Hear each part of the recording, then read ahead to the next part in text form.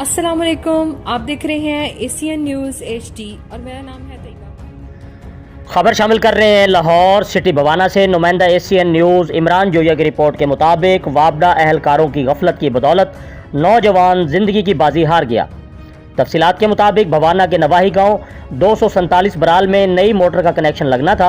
वर्षा के मुताबिक sub division नया लाहौर के वापडा एहलकार लाइन सुप्रिटेंडेंट सरफराज ने प्राइवेट आदमी वकार यूनस जो कि जंग का रिहायशी है को हाई ट्रांसमिशन लाइन पर कनेक्शन के लिए चढ़ा दिया।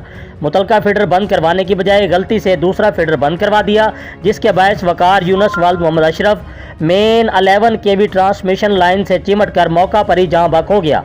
रेस्क्यू 1122 के अमला ने लगभग 4 घंटे के बाद इसकी डेड बॉडी को पोल से उतारा।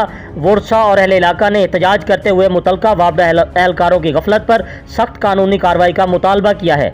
जी, मज़ीद खबरों से बाखबर रहने के लिए देखते रहिए एशियन न्यूज़ HD।